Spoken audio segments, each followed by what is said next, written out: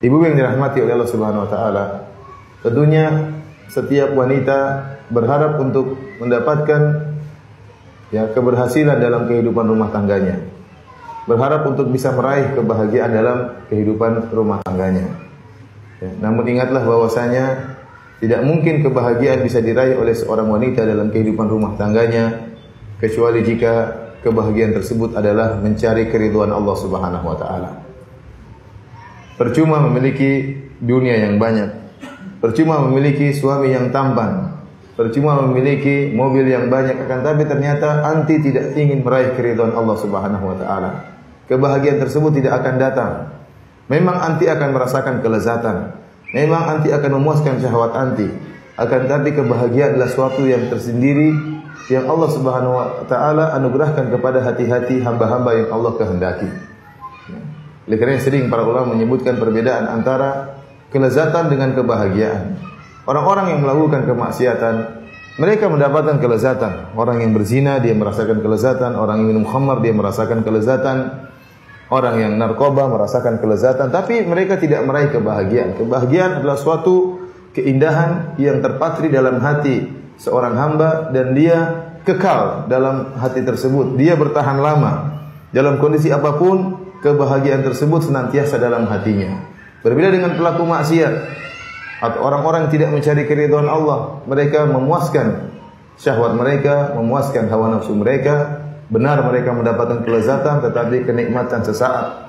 Adapun kebahagiaan adalah kenikmatan yang senantiasa terpatri dalam hati seorang mukmin atau seorang wanita mukminah dan senantiasa berada bersamanya dimanapun dia berada.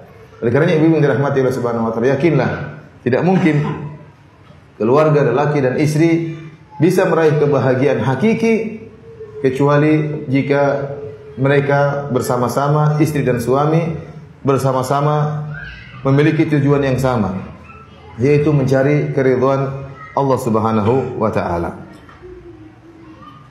Dengan mencari keridhaan Allah Subhanahu wa taala, maka Allah Subhanahu wa taala akan menumbuhkan mawaddah dan rahmah di antara pasangan suami istri. Maka saya akan bacakan hadis-hadis beberapa hadis yang menjelaskan tentang indahnya menjadi seorang istri yang salehah. Hadis yang pertama, Rasulullah sallallahu alaihi wasallam pernah bersabda, "Ad-dunya mata' wa khairu mata'id dunya al-mar'atu salihah." Sungguhnya dunia itu perhiasan. Dan seindah-indah perhiasan dunia adalah wanita yang salehah. Rasulullah SAW menamakan seindah-indah perhiasan dunia adalah wanita yang salehah. Hadis ini diriwayatkan oleh Imam Muslim. Dan ini menunjukkan bahwasanya wanita salehah merupakan perkara yang mulia di sisi Allah Subhanahu wa taala. Nah, bagaimana bisa menjadi wanita yang salehah? Tentunya harus memiliki sifat-sifat yang menunjukkan ketaatannya kepada perintah Allah Subhanahu wa taala. Bagaimana sikap dia menghadapi suaminya. Di antara hadis yang menjelaskan tentang sifat-sifat wanita yang salehah, Rasulullah SAW bersabda, "Khairun nisa allati idza nadharta ilaiha sarratka." Sebaik-baik wanita yaitu jika wanita tersebut engkau lihat maka akan menyenangkanmu. Wa idza amartaha ata'atka. Jika engkau merintahkan dia, maka dia pun taat kepadamu. Wa idza ghibta anha, jika engkau tidak berada di sisinya, hafizatka fi nafsiha wa fi maliha. Jika engkau sedang tidak ada, maka dia akan menjaga dirinya dan akan menjaga hartanya atau menjaga hartamu. Ini di antara sifat-sifat yang Rasulullah SAW sebutkan tentang wanita yang salehah. Kalau kita perhatikan sifat-sifat ini, dia berkaitan dengan muamalah dengan suami. Wanita yang salehah, dia harus bermuamalah baik terhadap Allah dan bermuamalah baik dengan suaminya. Karenanya tidak mungkin dikatakan istri yang salehah kecuali dia menggabungkan dua perkara ini. Dia taat ibadah kepada Allah Subhanahu wa taala dan di antara bentuk ketaatan dia kepada Allah dia adalah taat kepada suaminya, membahagiakan suaminya. Dalam hadis yang lain Rasulullah SAW menggabungkan di antara kedua perkara ini.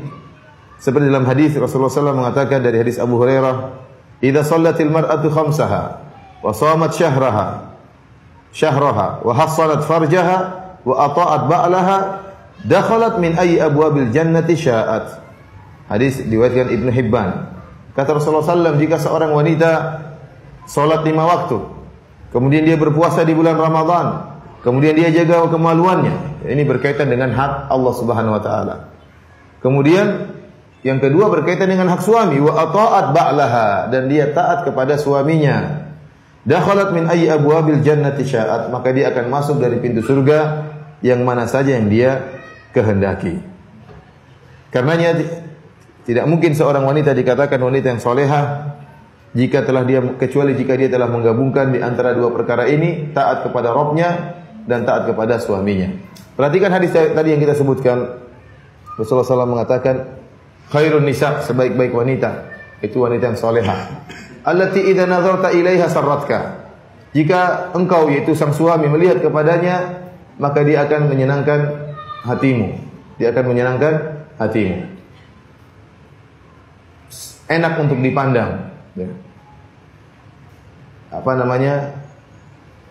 Membuat menjadi kita rindu untuk memandangnya. Ini istri yang solehah. Tetapi kalau sebaliknya dilihat kecut, wah ini repot. Kemudian dilihat sepet, ini juga repot. Ngelihat dia nggak tahan lama, pinginnya nengok yang lain, ini juga repot.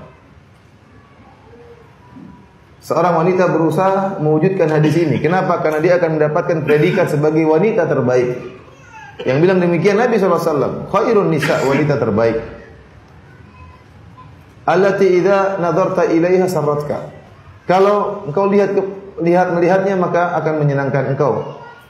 Ini harus bagaimana cara seorang wanita untuk bisa mewujudkan sifat ini. Kalau dilihat oleh suami, maka menyenangkan hatinya. Saya katakan para ibu-ibu, kita berbicara tentang nasihat kepada wanita, meskipun bapak-bapak di sini juga hadir ya. Bapak-bapak nanti bahasanya lain. Nasihat kepada serangan terhadap bapak-bapak, ini lain lagi. Sekarang nasihat tertuju kepada ibu-ibu. Satu sih di sini, dia tadi kalau mau jadi wanita yang terbaik, tadi Rasulullah SAW sebutkan 3 sifatnya. Kalau dilihat menyenangkan, kalau disuruh nurut. Yang ketiga, menjaga diri, menjaga harta suami tatkala suami tidak ada. Ini 3 sifat yang merupakan mengantarkan seorang wanita mendapatkan predikat sebagai wanita terbaik. Wanita terbaik di sisi Allah Subhanahu wa taala. Wanita terbaik di surga Allah Subhanahu wa taala. Wanita terbaik di hati suaminya.